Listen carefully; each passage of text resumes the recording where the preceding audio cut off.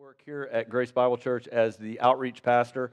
Give a little bit of strategic leadership to those that are involved in community ministry. Anybody here from Youth Impact? All right. And mostly, I take all the credit, and Ryan Pell does all the work, and actually Mandy does all the work, and we all know that. So, but I also give some strategic oversight to our global outreach, meaning our missions program. So again, Marty is probably more familiar with you guys in terms of explaining a lot of things that we do in the college world. But together we get to sit down and kind of think strategically about where the greatest needs in the world are, and also how our church can be a part of that. And so we're really excited about the different things that we have going on in the outreach department. Let me tell you a little bit about why you're here and why our material this morning has to do with Grace 360. So you can see up here in this nice little artwork, the very bottom tagline, developing an integrated life. Okay, and so I don't know how many of you guys sat through in the first session, the faith and work session. Anybody sit through that one? Okay, a couple of guys in the back did. That's good. And so some of the things that as a church that we have struggled with, I think, over the last numbers of years, is that we sit and talk to you guys about church stuff all the time, right? You come on Sundays, and we have a full house, and it makes us feel really good. And so we talk to you about the Lord, and that's really important. But we talk really a lot about what does your life look like on Sundays, or what does it look like in the church world, or as you're thinking about your spiritual life. But then most of you head off to campus, or you head off to your jobs, or you stay at home and do all the work that happens there. And it's sometimes we make all the work on you to think about, wow, how does what I heard on Sunday get integrated into the rest of my life? Okay, and so we're trying to do a little bit better. This conference is a reflection of what we're trying to do as a church to introduce some new lingo. Okay, some new ways of thinking, some ways to integrate the faith that we all have and that we all celebrate and come together on Sundays, but how to have that make a difference through the rest of our week. Okay, so we're going to talk a little bit about that. So this morning what we're doing is that we're kind of unveiling some different, it's kind of a philosophy or maybe some vision statements, some priorities that we'll talk about here in a little bit, about where our church wants to go in the next coming years, to help us make sure that your spiritual life with Grace Bible Church is not a Sunday only experience, or a Sunday plus breakaway, or a Sunday plus impact, or a Sunday plus what other midweek event that you might be a part of. But how does it integrate into your whole life, so that when you leave Grace Bible Church, funny enough, you don't end up just needing Grace Bible Church. Because I think it's happened probably in the past that a lot of guys have figured out how to walk in their faith while they're in college, and all of a sudden they get out there and they can't find a church that is a little bit like the one that they experience, and their spiritual life begins to tank. And that's probably the greatest and worst bit of information that we can find out as a church, is that you did really well while you're here, but then you actually did rather poorly in your spiritual life when you left. Okay, so that's why we're talking about some different ways that we can integrate this idea of our spiritual life and our work life. Okay, so we're going to talk about that a little bit. Here's the question that really we started 2 years ago. We started trying to answer. Okay, when we think about this, when we think about what is the problem that's out there, we wanted to ask a question, try to find the answer to that, and it came up like this: how do we want people to experience grace?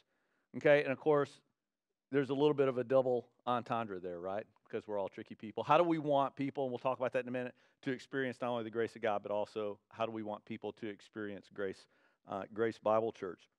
And so, as we go through this whole process of talking about some of this new verbiage, this new vision that we're trying to place before you guys and our adult congregations too, is to answer this question. This is where we started. When people kind of enter into our community around our church, when they think about our church, when they get into our parking lot, when they get into our pews, our chairs, what are people experiencing, and what is it that we want them to walk away with? I'm sorry. So here's what I call the bifurcated life. This is kind of part of a talk that I've been giving for a long time. I have these life messages that no matter what I'm talking about, this always kind of starts to slip in. And this is part of the problem, okay? Because what happens is we have kind of what Ryan was talking about this morning already from up front, that you kind of have your Sunday life, and then you have the rest of your life, okay? And if those things, those take on different shades, or they take on different looks, then we're already in trouble, okay? And so what happens is that, we can know, we probably all have friends, maybe we've been this person, maybe we still are this person sometimes, that, you have your classic Sunday, I get up and I go to church so that I can tell my parents that that's what I did, and then the rest of the week I spend partying or cheating on my taxes or doing whatever else it is that I do, and I feel bad about that, and so what I do is I go back to church the next Sunday, and I get kind of a clean slate and kind of go back and forth. That's probably not who is mostly sitting in this room. Those guys usually don't get up at 9 o'clock in the morning, to come to a non-mandatory kind of a church event. But we do it. See, we're a little more slick. As believers, we do that a little more slick. And so what we do is that we know we're supposed to be spiritual during the week, and so we learn these lessons. We learn how to share what I would call a presentation of the gospel, or a presentation of our spirituality. And we know that on Sundays we're feeling pretty good, but on Mondays and Tuesdays and Wednesdays, our spiritual life isn't necessarily as vibrant as we want it to be, because our circumstances are a little different. There's no worship band that follows us around from class to class. At least in our earbuds, they're there, but they're not, following us around. And so we begin to struggle. But what we do is that we begin to present to other people, okay, in our words and sometimes in our actions, things that aren't necessarily true about where we are in our real lives. And it looks like this. I get up in the morning, and it's Monday, and I got up late, and I didn't have time to spend time in the Word, and that's okay on Monday, but by Wednesday, that's probably dragging me down a little bit. And all of a sudden, I get into this situation where my life is filled with struggle. Okay, my life is filled with struggle, and I know that I'm supposed to be one way, but then somebody randomly, probably not because of myself, I know I'm supposed to be in my class inviting this guy out to lunch so that I can share my faith with him, but I feel pretty safe because there's no way I'm going to ask him to do that, and so I feel okay. I have a little guilt, but in the end, what happens is that guy says, "Hey, I saw you at church on Sunday, and I'm just trying to figure this stuff out. Would you mind telling me what this faith thing is all about?" So what do? Well, what we do is we put on this kind of our spiritual mask, this identity of who we think that we're supposed to be, and we don't necessarily know how to live that out very well outside of Sunday, and so we begin to share what I would call a presentation of the gospel, okay, because we went to a seminar somewhere, because, some girl invited us, or, whatever our reason was to get there, and we kind of learned some of the ways to share our faith, but it's not really the faith that I'm living. It's actually just the faith that is, in a little booklet, which I was on staff with Campus Crusade crew for 21 years. I like the little booklet. Don't hear me wrong. I use the booklet. It's okay. But we begin to share kind of what I would say is out here. Okay, and it's not necessarily of what I believe in here. It's not really what's working in here, but it's just these theological ideas that somebody maybe a little smarter than us kind of strung together that helps people believe. And we get caught in this crisis of faith because we're trying to live two lives. Okay, that's what this little fellow up here on the screen is doing. He's kind of split in half. Okay, he's split in half because he's living one life and he's talking about another life. And that is super detrimental to our souls. Okay, and that not only happens in college, but if we don't, as young students, as we don't figure that out, how to integrate things, you're going to carry that with you into the work life. And actually, it just gets a little bit harder. Why? Because there's more at stake. Okay, there's more at stake. If we don't figure out that actually what this person that asked me out to lunch, what he needs to hear is not this very clean, very aesthetic presentation of the gospel. What he really needs to hear is the struggles that I have. He needs to hear what I know is true, okay? But he needs to hear that some days I struggle with believing that myself. Because if all we do is we present to this other fellow this nice, clean thing, he's going to have one of two responses. He's going to look at it and say, "That's a bunch of junk, and I don't really even believe that." Or he's going to look at it and say, "There's no way I can live that life." Because he's not seen the process of how that's lived out. Okay? So what we need to do is we need to integrate the fact that our spiritual lives, even in the midst of our struggles, Okay, even in the midst of our struggles, that's what we take with us into life.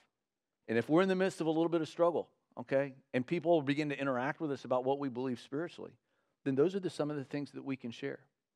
Now, I get kind of mean and nasty about this because I'm, kind of this professional Christian, and I'm supposed to be training other people to do this too. And so sometimes, it's my job to help take people out on campus and share their faith. Or, I lived overseas and we did that for a while. And so what I would do is I would always get our guys together, and they're like, hey, what are we going to go talk about on campus today? I said, today we're going to talk about your quiet time.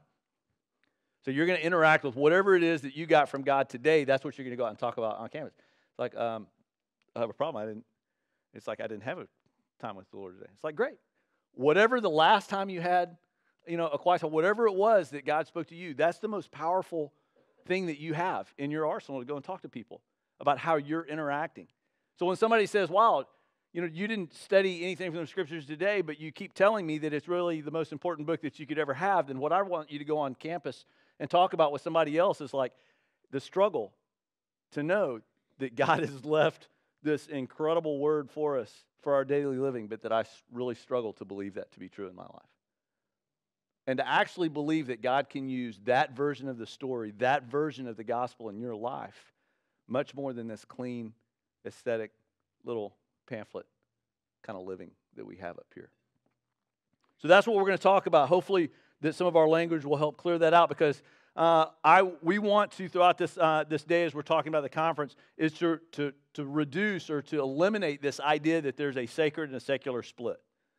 Okay, that I have some aspect of this, spiritual life that I'm, living over here, and then I have this other secular life that I have other demands that I have to meet that are totally separate from that. Okay, that we have to weave these together. Okay, to weave them together.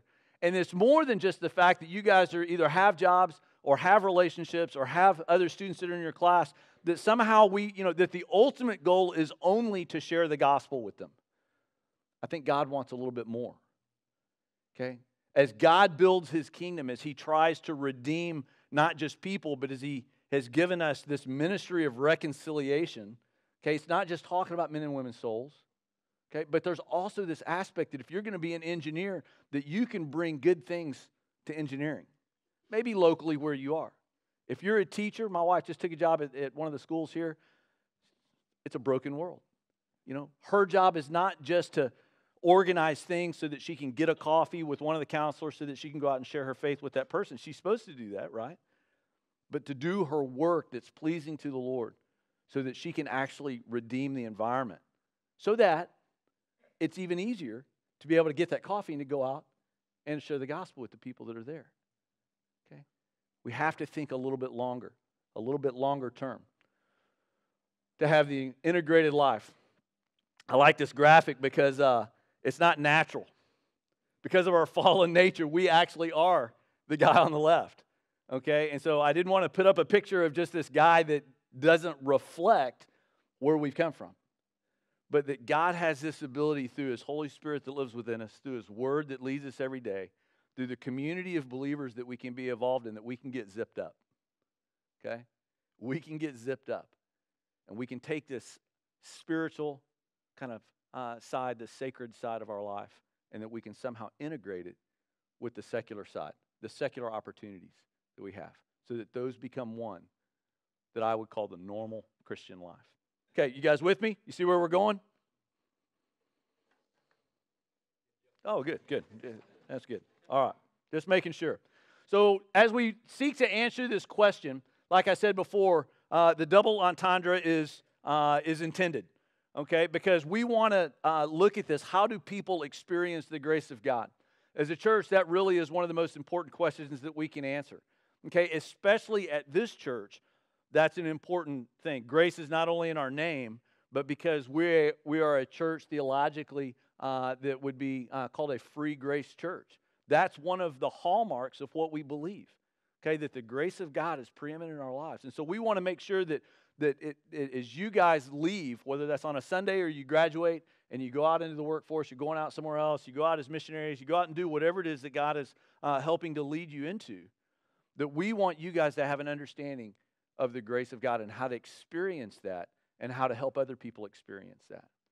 But at the same time, we want we want to pay attention on what is it that people are experiencing as they come in just to our church. Okay, as they come into our church structures, as they come into our church body, as they come into our church leadership, as they come into our church teaching.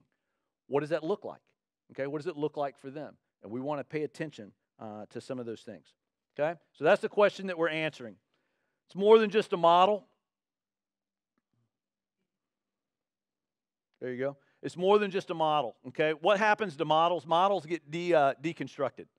Okay, so we're not saying that what we're about to go over, it's not really a model. And one of the things that I want you to know, it's not like a linear 4 easy steps to Christian living. Okay, if you ever find something that says 4 easy or 7 easy or 12, there's probably 30,000 steps to Christian living, and I'm not sure that many of them are easy. Okay, so you can just skip that article or that book. All right, that'll help you out. But we're not trying to paint this picture as, oh, if I just do these 4 things, then I'm good. Everything else is going to come natural. It's just a way of thinking about some things. Wrote down, it's a set of distinctives for the church by which we can organize ourselves. Okay, so we're going to go over some of these topics, and that's one of it. For us as a church, at that altitude, as we look at how people are experiencing Grace Bible Church, what we're going to go over today is kind of some distinctives. What I mean by distinctives, what makes us a little bit different. I'm not saying what makes us better. I'm just saying that if you want to comparatively look at what's going on at our church and what's going on at another church, we want to help you identify the ways that we think that we can help people to understand and experience the grace of God. Okay, so it helps us to organize ourselves. Okay, and I'm talking about big topics, but I'm also talking about little things like our website. Okay, I don't know if you've been on our website. Sometimes our website's a little bit hard to navigate. Why? Because it's a little bit poorly organized at times, right? But when we talk about a vision that we want to paint, we want to make sure that even the details of what we do are easily found under some of the ways that we're trying to organize our thoughts. And we're going to be working on that. But I would also say at your level, at more of a personal level, it's a set of priorities for the members of our church or the attendees of our church, those that are kind of hanging around at our church, by which you can determine your next steps. Okay, so that you can look at your life and say, wow, everything's not really clicking. I wonder what area I could work on next. Okay? Sometimes I just think that we need a little bit of some barometers, okay, to our faith. And to think, wow, I find myself really growing in this area, but I'm not experiencing some other things in another area. And well, maybe there's a place where you can emphasize or make a priority, change a priority in your life to say, wow, I wonder what else is out there. I wonder what else may be in church life, because I've been sitting in this very chairs on Sunday morning and I'm getting a sliver of some really good things, but it's not having a complete effect in changing my total life. Okay, so I wonder what else is out there. So here are the things: connect, grow, serve, and multiply. And I'm going to hand out some things here in a little bit. We're not going to do it quite yet, but if you're taking notes, you can write these down, but you're going to get them on another piece of paper too. And so what this is, it just introduces some new words. You know, and every time I look at this, I think, wow, it kind of took us about 1.5 years to come up with 4 words. You know, but words are important. Okay, words have meaning, and you get a chance to have a starting place with some words, and then you spend the rest of your time trying to redefine those and imbue meaning. What is it that I mean by this word connect when I say it, or what is it that I mean when I say this word grow? And how do we differentiate these? And so we've got, maybe we're a little slow in the uptake and it took us a long time to come up with 4 words. But the good news is that we have actually thought through what these 4 words are, what we want them to mean, and how we're going to present those for you guys today. We want everybody in our church to be able to speak in some of these terms, okay? So that as you walk into the foyer, as you invite somebody to church, as you are looking around, as you're choosing materials for the next Bible study that you're going to lead, all of those different decisions, to be able to say, okay, in a little bit of self-evaluation, what is it that I need to do next? Okay, what's another area where I can focus? So 4 simple words: connect, grow, serve, and multiply. What do we mean by this? Well, the first thing when we think about connecting is a connection with God. Okay, if the role of our church is not just to give you knowledge, right? But it is really to help you to connect with the Lord. This is the most important thing that we can do as a church as we point people directly to God. We want you guys to know that the last thing that we want to do is to point to ourselves. We don't want to point to a program. We don't want to point to a worship band. We don't want to point to a speaker. Okay, we don't want to point to our facilities. We don't want to point to programs. that hopefully as you leave every Sunday and as everybody else leaves every Sunday, that you have an opportunity to walk away with some idea about the Lord, okay, about Jesus Christ. I was at a church one time, and I took my sister with me, who wasn't at the time necessarily walking with the Lord, and we went to church and went to the preacher of that church, kind of made things very, very clear. And so when it was over, I asked her, I said, "What did you think?" And she said, "Well, that's actually a great service." And I said, "Why?" She said, "Because he made it very clear what it was that we were supposed to do. Now I just have to make a choice as to whether or not I'm going to do it."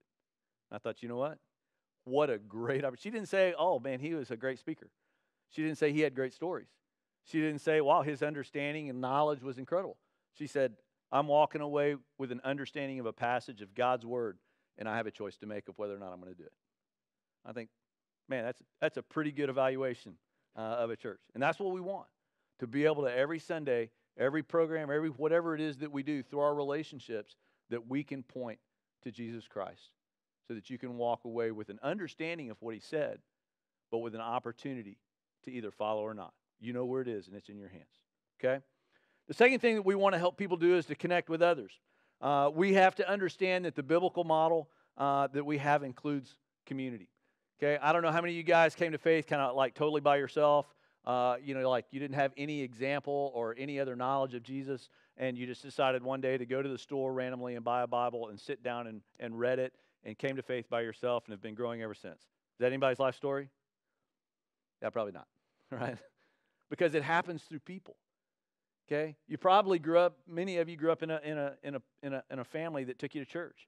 Okay, or you had a friend that invited you to youth group. Okay, or that you stumbled into college and you met some people that got you involved in church. Okay, a lot of those things are initial reaction to the Lord, and also our growth happens within community. But here's the thing: I think that we've taken community and we've kind of twisted it a little bit. Okay, twisted it a little bit. So here, I don't know. Throw up a guy's name, Alan Hirsch. He wrote a book, written a lot of books, but one's called The Forgotten Ways. And he begins to explain some things that are a little bit different between these two words, community and communitas. And you know for certain that if you say it in Latin, it sounds cooler, right? You know what communitas means in Latin? It means community in English, okay? But if you put it up there and you're able to compare it, then you can sound a lot smarter, okay? So I'm going to put them up there just like Alan did and say what we have done with this word community. Okay, biblically, community has some ideas, and I think, at least as Americans, we've done a super good job of twisting that into something else. Okay, the first thing that we've done is that we've made community about ourselves. When was the last time that you actually said, "Man, what I really need is some community"? And it's like, "Oh, yeah, what do you mean by that?" "Well, I need a place where I can grow. I need a place where I can fit in. I need a place where people understand me, that will pray for me, okay, that will meet my needs." And what we've done is we've taken this idea of community, and it's like, look, I've spent enough time on me, and so what I just need is other people to spend more time on me. Okay, and that's the exact kind of community that I'm looking for, which actually, in reality, is our worst nightmare, right? Because it's only the Lord that can change us. We can't change us, and other people can't change us. Okay, and so when we walk into community with that mindset of, I just need more input from other people about me, kind of sometimes apart from the Lord, then we just end up feeling worse about ourselves than where we started. Okay? And so we go in search of this thing that's biblically supposed to be this awesome, miraculous grouping of people that points us in a different direction, but we go in with some of the wrong motivations. Okay? What we need to do, I even said, sometimes we're really good about bringing other people that aren't in that community. We bring them in so that they can have a shot at talking about me too. So it's not like we're a closed off group. We're happy for anybody to join the community to talk about me. Okay? And so we get a collection of people that feel that way. And what do? We end up losing complete sight of what's going on in the world around us. We end up focusing on our needs, thinking that they're the biggest. And we almost shut Jesus out because he's actually wanting to focus on a few other things. Okay? So what is this communitas? What is this biblical idea of community? So you have this self-focused idea. Well, there is this sense in community that's true, that hurting people, and everybody in a community is a hurting person in one level or another, okay? And you can't get all comparative, well, my needs are bigger than yours. If you have needs, right? And that's okay.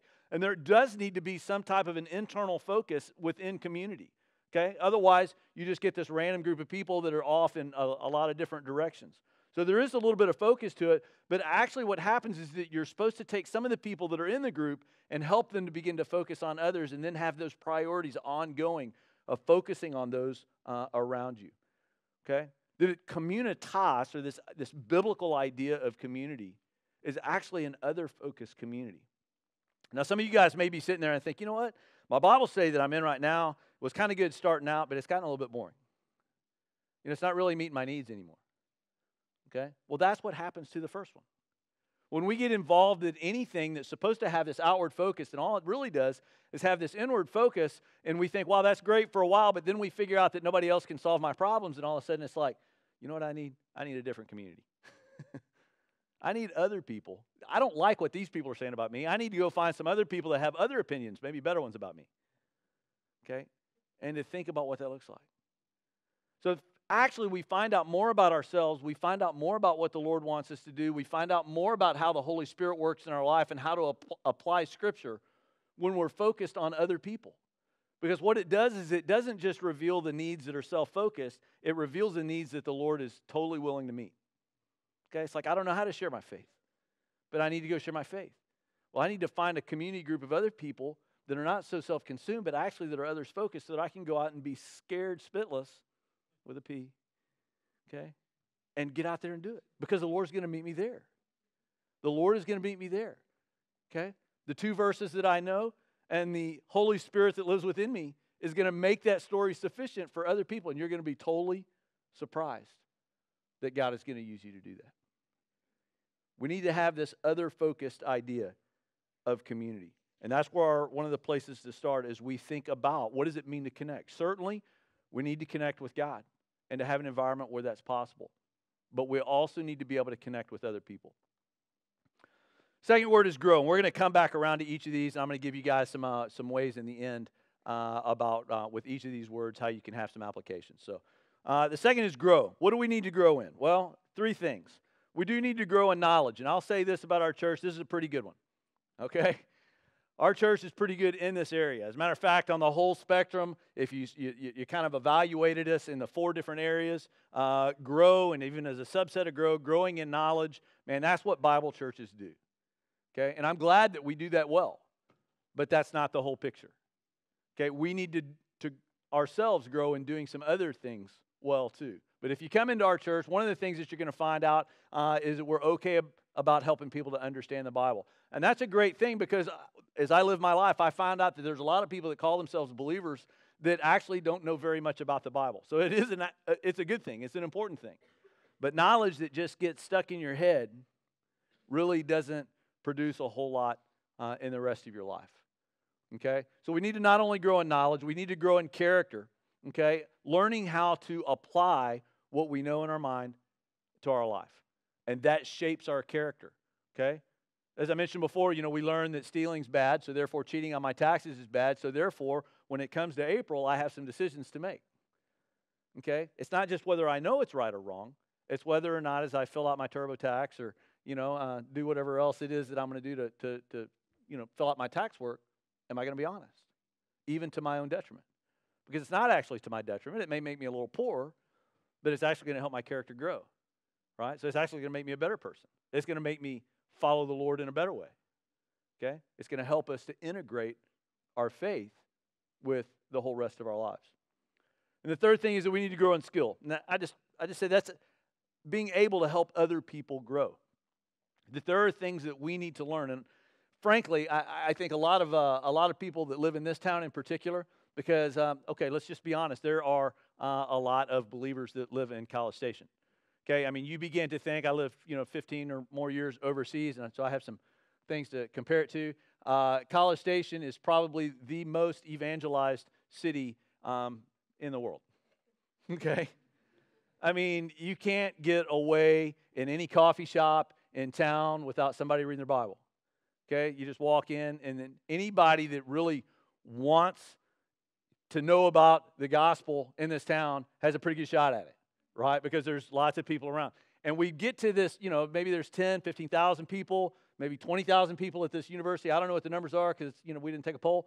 But, people that would identify themselves as believers and actually have some kind of vibrant walk with Christ in one way or another. okay? But the fact of the matter is, say there's 20,000, well, that just leaves 40,000, okay? You know, I always joke with people, I say, you want to go do evangelism, you should do it on Tuesday night. Why? Come on, speak it out. Because everybody's at breakaway, right? You know, you want to go find somebody that's not a believer, Tuesday night's your best shot, right? Just stay away from Reed Arena, okay? Everybody's gathered together, and it's great, and I love it, and I love Ben, and what he's doing is incredible, and he's drawing people to Christ, and there's lots of people that are in that room, too, that aren't believers, but they're holding up their hands singing the songs with you, so it's a little bit harder to identify, right? Go over to Northgate on Tuesday night. I promise you'll find them, okay? Go somewhere else. It's nothing against Northgate, please. I mean, there are people that said they never ate at the chicken because they're Christian. That's a whole other thing. I'll get that talk later. Okay?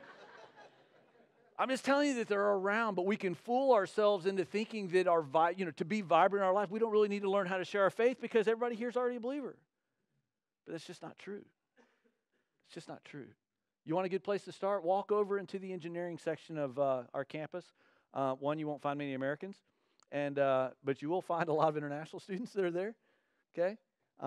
And there's lots of people on this campus that have never had an opportunity to hear the gospel. You know what? This is their best shot. Just the man-side way of thinking. God is sovereign. He can do what he wants. But I'm just saying that maybe God brought those people right here to the very hotbed of Christianity. Not just so that they would learn how to do, thermodynamics, but so that they could learn about Jesus and take them back to the countries where they live, many of which we have very little opportunities to get into. Okay? Skills to learn, being able to help other people grow in their faith. And we're going to talk about what that really means here in a few minutes. Better watch myself. All right, I'm halfway through. Integrated life, okay? So this is what we're talking about. Really what we're saying is that this knowledge that we learned, that probably most of you have some of already, if you've been hanging out here or the type of church that you came from, that you would choose this kind of church. Most of you guys have some verses memorized. I would say that probably if you added collectively all the Sunday school classes and sermons and podcasts and breakaways and whatever else it is that you've been to, you're probably more theologically educated than a lot of pastors around the world. You don't feel that way because you sit in a place where maybe people are ahead of you. But the reality is that God has allowed each and every one of you to be part of something that is here for a purpose. And you have to figure out what that purpose is, and you have to go a little bit further outside of College Station, Texas, to figure out where you are in that process.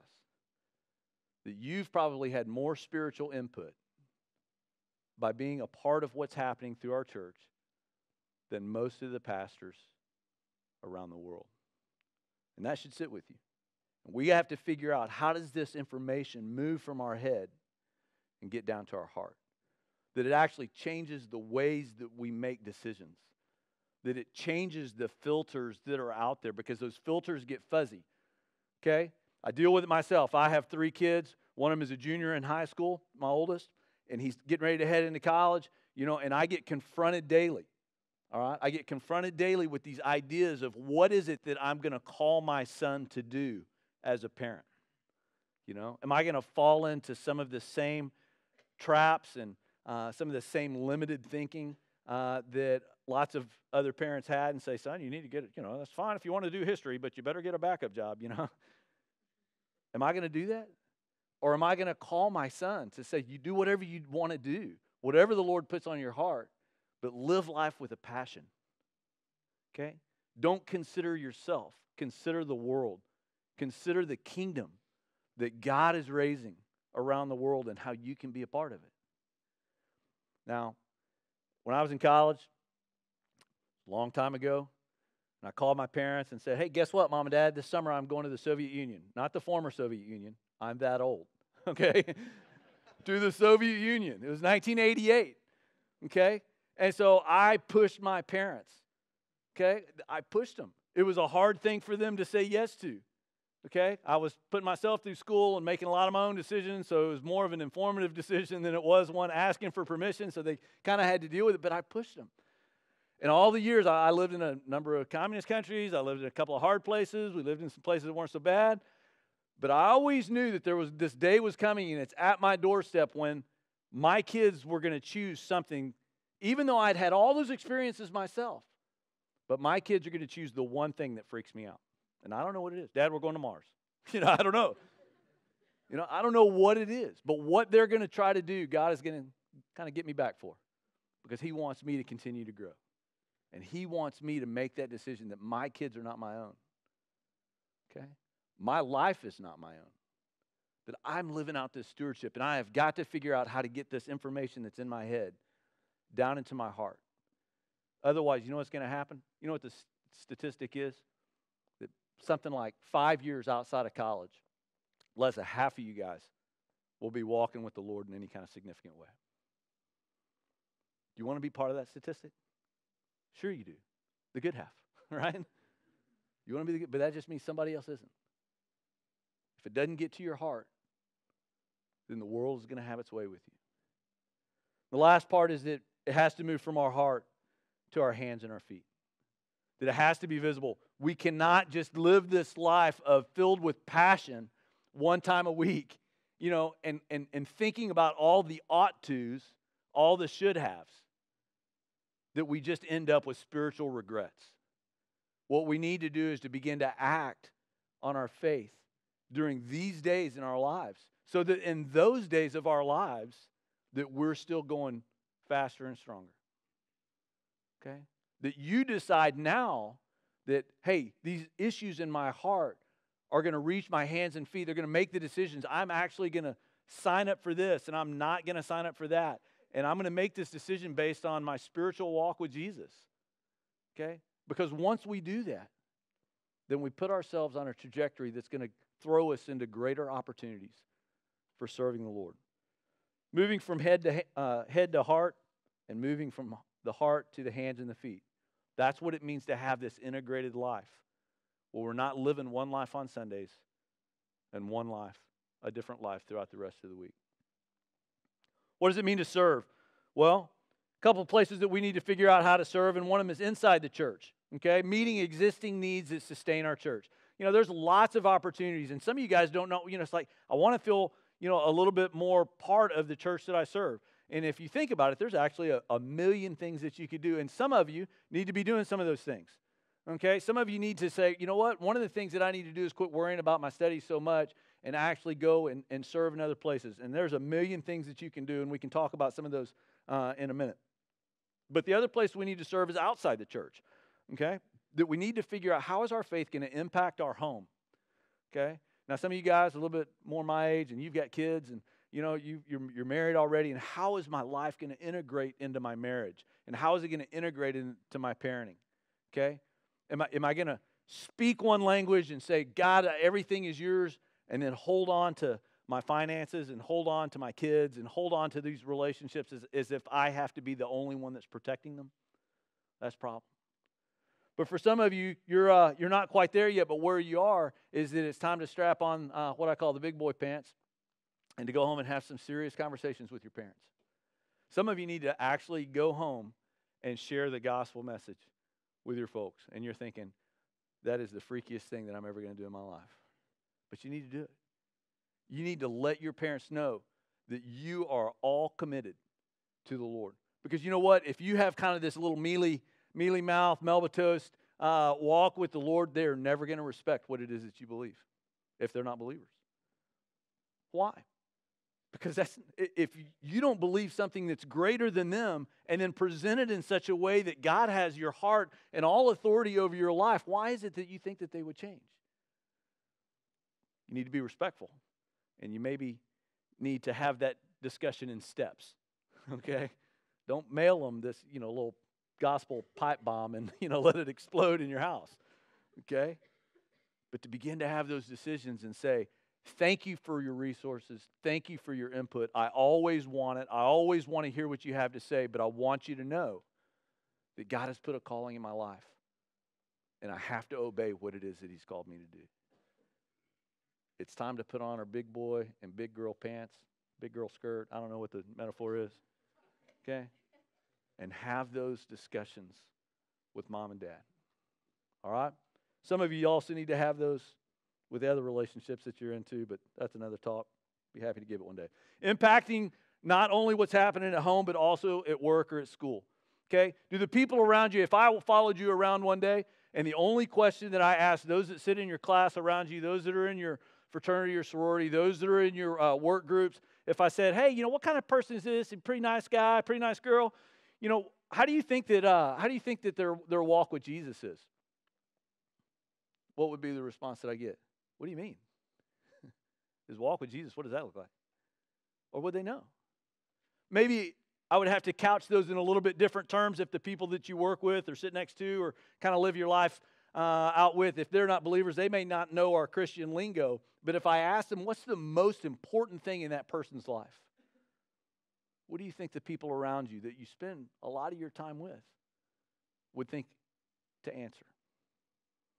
Could they come up, and it may come out in a wacky ways. I don't know, some kind of Bible-thumping radical. I don't know what it is. Awesome. Let's work on presentation a little bit. Okay? It's like, I don't know. I walked into my wife's office the other day, and she's only been there for a couple of months, and some of the ladies said, your wife is the sweetest person I know. I don't know why she's so sweet. To my response was, you ought to get a cup of coffee with her. I'm sure she'd love to tell you. Why? Because their heart for Jesus. Okay? They couldn't put it in spiritual terms yet. But if you know my wife, in a little while they'll be able to. They're going to make that connection. Okay? What would your people around you say about you? And to go even beyond that and to begin to think about what does it mean to serve in such a way outside the church that we impact our community? Do you dream that big? Have you sorted out the first two, that your home and your work or school place is kind of going okay enough that you can dream big enough to think about how your work, your school, your activities on campus or in our city here, that it's actually affecting the community? Because I want you to dream that big. And as a church, we want you to dream that big, and we want to provide opportunities for you guys to be involved at that level. Okay? Not so that our programs go well per se, but so that you have those opportunities to be able to be involved at a community-wide outreach. Part of our job as a church, and it's not just those of us on staff, but for those of us that are associated with us, is to change this community. There are large portions of our communities that need to be changed. And we want to involve you guys in that process. I'm going to give you 2 words on what that looks like. First off, here we are, nice little church. We've got our little zipped up guy standing at the beginning of it, and got the houses that are kind of around our church. So you think about this. This was the Bain Auditorium when I was a student, believe it or not, and college was over there. And so we think about this neighborhood, and this neighborhood has changed a ton in the last 20 years. Most of the apartment complexes that are going up and down this row are filled with international students. Okay? And when they walk by, when they show up from countries that don't necessarily have churches that look like ours, what are they thinking? What are they thinking about the buildings that are across the street? Okay? We know they're thinking about one thing, right? What is it? Free furniture. Right? Furniture giveaway. Okay? But what else are they thinking? For the vast majority of them, if we don't get our message out there, they're not thinking about us at all. They can live here for 2, 3, 4 years, and the only thing that they can see is they have nice shrubs. Well, at least on that side of the street. Okay? Is that what we want them walking away with? That our church would somehow figure out that in its geographic location, that's what I'm calling this, in its geography, that we would have an impact on those that are around us.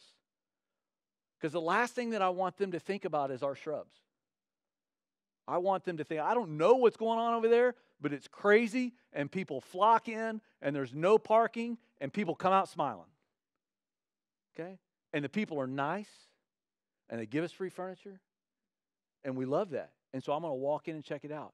Or even better, that those people walk out and they don't just pass us by as a community, and they don't just fill up some of our parking places, but when we're outside, they actually come up to us and they talk to us, and they say, hey, would you like to come in and learn a little bit about what's going on inside? That people that are in our church's geographies can figure out what it is that's going on inside because of the people that are coming outside. That's part of it. Then we have the houses that are not next to our church. Okay? This is what I would call the demography okay, or the demographic aspect of it. And our little zipped up integrated fellow, what he needs to do is to figure out, it's like, hey, I don't live next to the church, not next door to the church. Okay, I live off in some other neighborhood, but whatever it is that I've learned on Sunday that's hit my head, it's hit my heart, it's going to hit my hands and feet, and I need to walk that message out to my neighbors. And I need to take this message to the church, because in reality, the church isn't the building, and the church isn't the geography around the building. I'm the church. And I need to go out and help people to understand what it is that we're doing in here, because it needs to be lived out there. So the geographic influence of our church as we serve, and the demographic influence of our church as we serve. Then the last is multiply. Okay? And we can talk about this in a couple of ways. We multiply by telling and by training, okay, by speaking God's word. First off, we need to be willing and able to be able to share the gospel with other people, okay? It's crazy to think that this thing that we hold so dear, okay? It's like, think about Aggie football, okay? Any fans out here probably? It's like, there you go. So, but somebody says, hey, why are you an Aggie football fan? Man, we got these yells, we got the stadiums. I mean, you can go through and you can explain, you can actually be evangelistic about Texas A&M. It's another kind of gospel, right?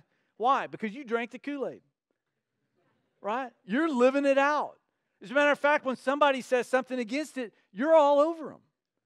You're defending it with a passion. You've thought through it. You've been trained. Impact, fish camp, right? But when it comes to our faith, you think, yeah, I don't know, you should probably go and talk to our pastor. If somebody says, why should I go to Texas A&M? It's like, you should probably schedule an appointment with a yell leader. It's about that ridiculous, right? That we need to become just passionate about the thing that we would even, sitting in this room, we would say is so much more dear than what we feel about Texas A&M. That the kingdom of God that is most important to us, and frankly, as very few of you know how to explain it very well. And if you do anything, especially those of you that are college students, because it gets harder and harder as you go to different churches and you get more involved out there, and I know you're tired of hearing that parental tome, okay? But you need to figure out how to explain your faith during these days when you're right here, involved at a level in this church, probably more involved than you'll be in the next one. And especially for those of you that are leaders in this college ministry, not only do you need to nail it and how to express your faith, not as a little presentation and pamphlet, but as yourself, okay, your own life message. You need to not only nail it, you need to teach those around you how to do it. The ones that you're leading.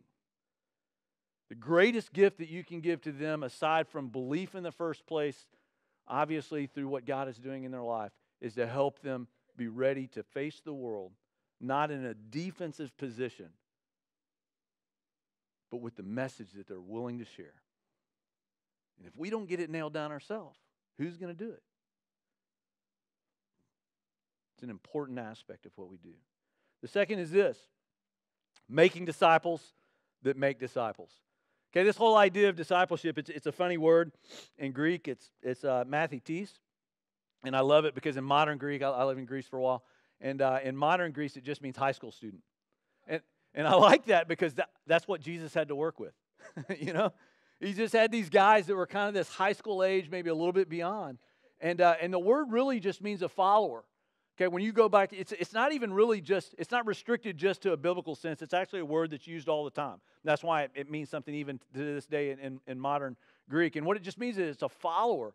Okay, so all these groups and people that were coming around, and Jesus did something a little bit tricky in Luke chapter 9, I believe, and where he takes this word that means followers, and all these guys are following around him, and he tweaks it.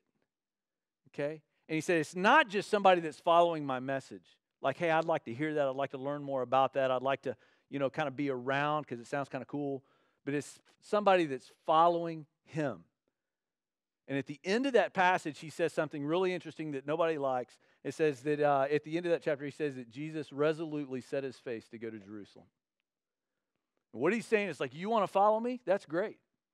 He said, but do you know where I'm going? Okay, I'm going to Jerusalem to die. Is that where you're going? Because we use this word Christian all the time, and it means follower of Christ. Okay?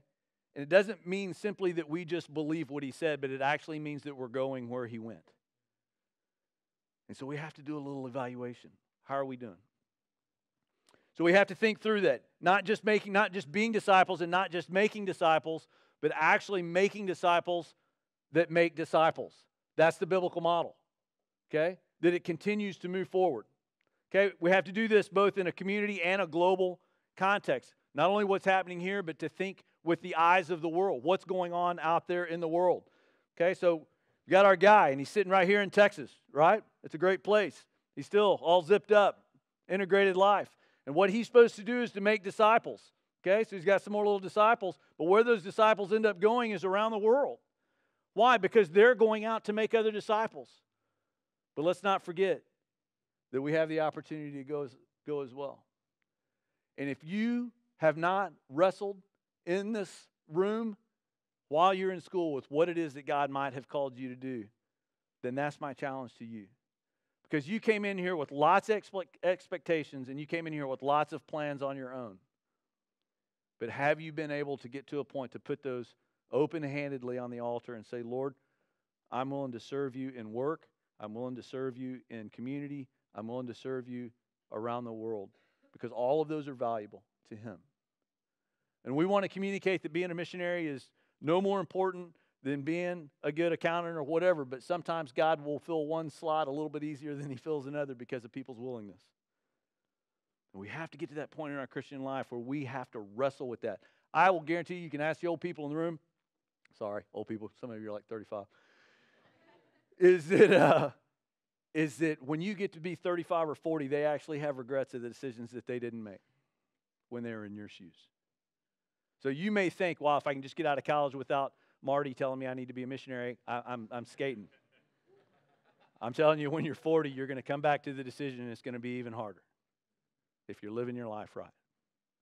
So deal with it today. Be open-handed with what's going on in your world. So what do? So here's the official deal, all right? We've got connect, grow, and engage, and we picked a couple of words that we're tagging on along to them, and that's believe and belong. People are looking for a place to believe and to clarify the gospel, to understand what's going on in their own relationship with God, but they also want a place to belong to a greater community, okay? Want to grow, okay? We have a couple of words that we've clarified with that, so that I don't have to get up and explain this the whole time. To be established in your faith personally, but also to be equipped in your faith so that you can help other people to grow as well. Okay? That's what we're talking about with grow. With serve is to care and engage. What we mean by care is that, hey, we want to be focused on the hurting people that are inside of our church.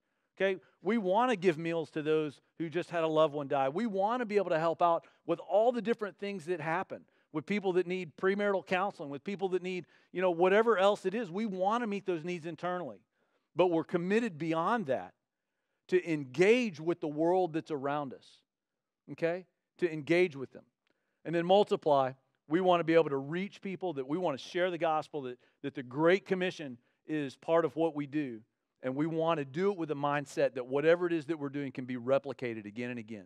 That the people that you're leading right now, once you graduate, even though you're no longer here, that those people are doing the same things that you're doing. And that they're passing that on to somebody else. That the investment that you make in this room, in the college ministry, in your home groups, in your Sunday morning groups, is getting replicated over and over and over again. The DNA gets there, okay? And then you are no longer needed, okay? We have the opportunity to even go somewhere else and raise up more laborers. Allie, would you pass out this piece of paper wherever you are?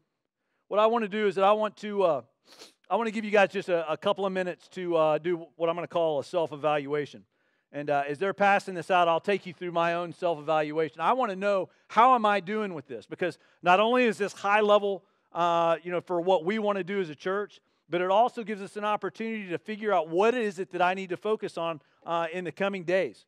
Okay, what is the next opportunity that I need? So I'll give you my a picture of me, my little transparent self up here. Here's the things that I feel like I'm doing okay at. okay?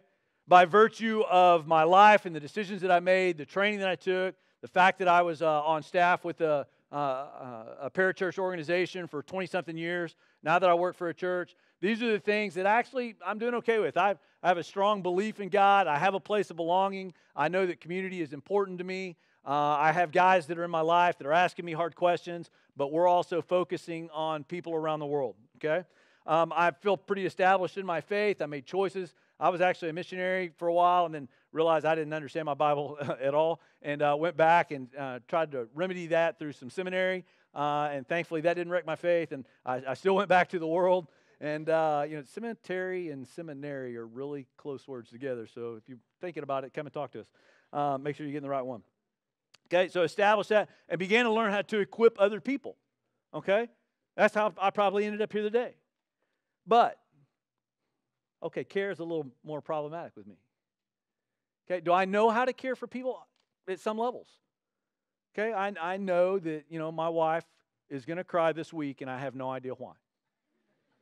And I got to try to figure out what that's going to look like, right? And what she needs. Is this one of those pat on the back things, babe, or did something break in the kitchen? It's like those are my two realms. And so I need to do some work. I need to do some work in this area. I need to figure out, because I have some habits. I try to be funny. And so if you're experiencing pain, my knee-jerk reaction is to tell a joke and to get you out of it. Because I don't want to be there. Certainly you don't either. So let me save you from your pain. That's not very good care of people. Okay, so I have to overcome some of those. I have some things that I can learn about. Okay, engaging. Actually, I do okay with engaging. I'm a talkative person. I talk to my neighbors all the time. I'm trying to engage in relationships with them wherever I am. I'm that guy that talks to people at the line in the grocery store. Wherever I am, I'm trying to talk to people, and I'm just trying to figure out what's going on. Okay, so I do okay in that area. But reach and replicate. Actually, I know how to do this. And so I put a plus. I mean, I actually need to do it more. I know what to do. I just need to do it better. Okay? I have good relationships with my neighbors. I just need to pull the trigger and share the gospel. Okay? I need to take it to that next uncomfortable place and figure out where they are. And we've done some of that, but I need to do it better. So what I want you guys to do is just take 2 minutes and do some of the same thing that I've done. If you feel like, hey, I got that one nailed, that's great. You can write it down on your piece of paper. You put a little check mark to it. If you're like, nope, that's not me, I have no idea, you can put an X by that one. Or maybe something less negative if you'd like. It's an asterisk or something. And say, you know what? That's one of the things that I'm going to chase down this semester. I'm going to find some guys or girls that can help me with that. And if there's some things that you actually know how to do, but you just avoid it, then you can mark that. Say, hey, here's a little plus symbol. I need to do some more of that. Take a minute or two.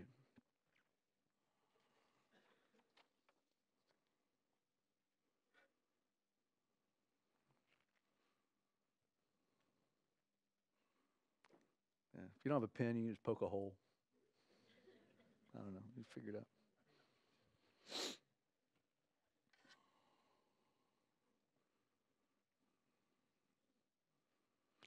Everybody come up with something? Okay. All right. Not 2 minutes. I get that. But I'm running out of time. That's the speaker's problem.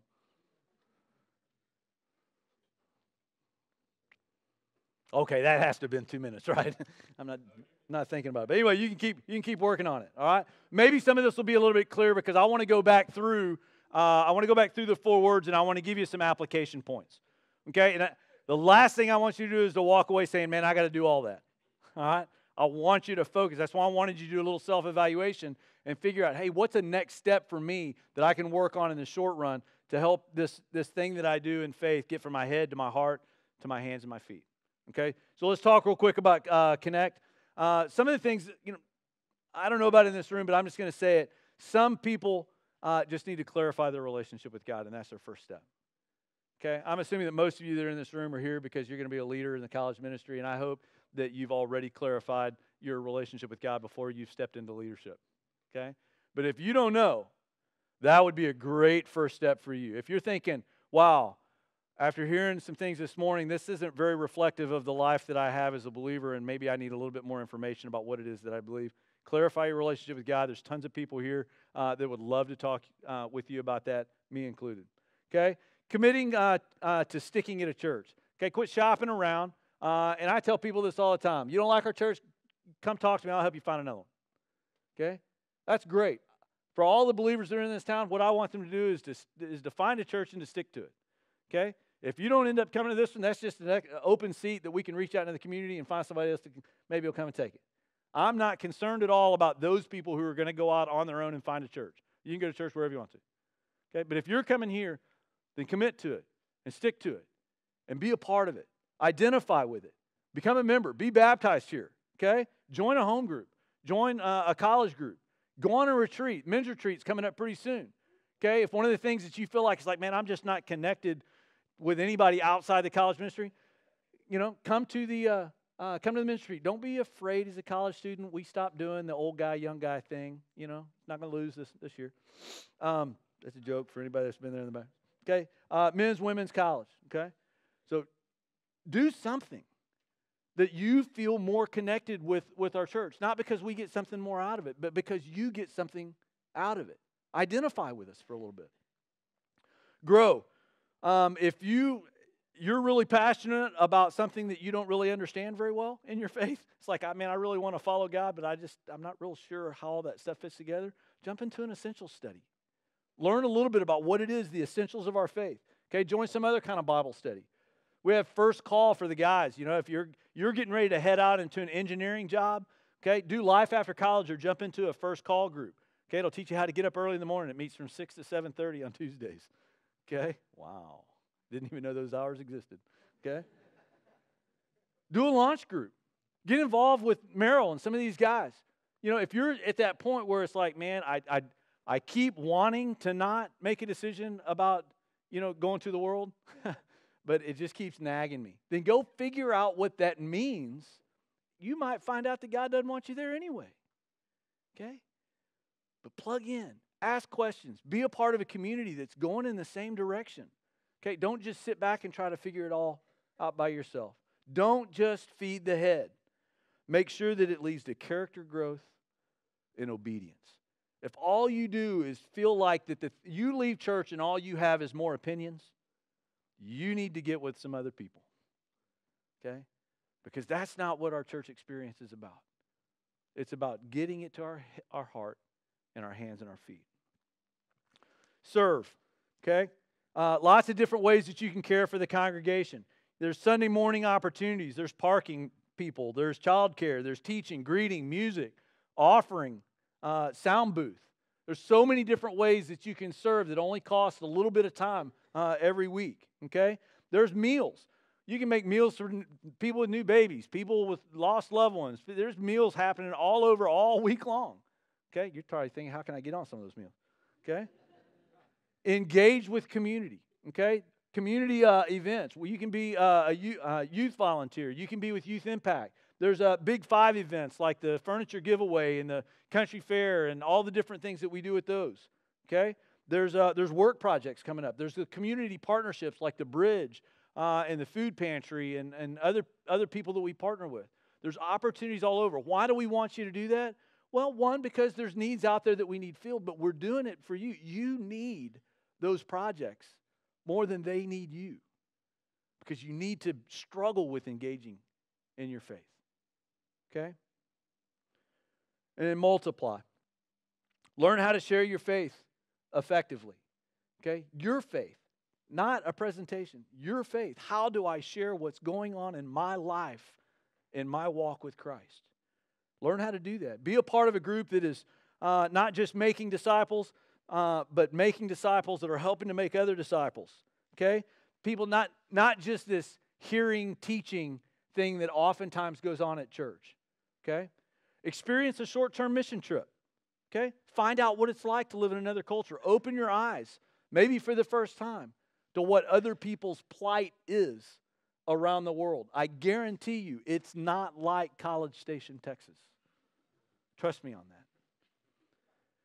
Participate in one of our key initiatives overseas. You can go on stint, East Asia, Greece, North Africa, Sweden. Okay? 1 to 2 years of personal growth, learning how to discern God's will and helping others to hear the gospel and make disciples. It's at the very center of what we do. Okay? connect, grow, serve, and multiply. The last thing I'll just end with this is that we present them kind of in this way, but it doesn't really look that way. Okay? It's not linear. It all works together. There are many doors in and many doors out. We need to be working on these, not one after the other. And I think one of the greatest fallacies of the church is we figure out, it's like, look, I'm kind of stuck in grow, and until I grow a little bit more, there's no way that I'm going to know how to serve or multiply. And I want to tell you that I promise you, if you'll just jump straight to multiply or serve, God will help you figure out how to grow. It's all part of the same package. Okay? This is where our church is going. We've been going this way in a lot of different ways, but as we kind of clarify our wording, we wanted to let you guys know how to be able to clarify it to other people. So what I want to do is just kind of pray for us now, and I hope that you guys will walk away not with just greater clarity of what we're doing as a church, but with a greater understanding of what you need to do next as a person. Okay? Let me pray, and if anybody has any questions, welcome to come up afterwards and we'll talk. Father, thanks for this group. I thank you that you have called them into this room for a purpose. Lord, that you've been doing something obviously in their lives up to this point. Father, I pray that as we leave here today, we would not leave with this greater burden, Father, of all the things that need to be done. Because you're a sovereign God, and you can figure all this stuff out without us. But you've asked us to be a part. You've allowed us to participate in building your kingdom. And as we do that, we need to learn how to connect with other people more, connect with you and connect with others. Father, we need to learn how to get the words that you've preserved for us in the Bible into our head and then our heart and also our hands and feet. Father, you want us to learn how to serve not only those that are within our church, because we have lots of hurting people here, but to reach out beyond that into our community. But Father, you also want us to wrestle with that idea that how we reach out, Father, you want us to do so in a way that we can multiply our lives, to multiply the lives that you've given us, okay, into our homes, our kids, into our classmates and our teachers, Father, into our workplace, and that there's no divide. Father, that the life we live on Sunday would not be drastically different than the life that we lead throughout the rest of the week, and that we could see how those things tie together. Lord, that we wouldn't be satisfied with just being a church in here, but Father, that we could be the church out there, that we could be your people. I love it in 2 Corinthians that you not only reconciled us, but you've given us the ministry of reconciliation so that we would become ambassadors for you, representing you to a dying world. Lord, give us a taste of that, even this week, that we can represent you in a way that challenges our faith, that would help us to connect and grow and to serve and to multiply. We pray this in Jesus' name. Amen. Thank you guys for your time.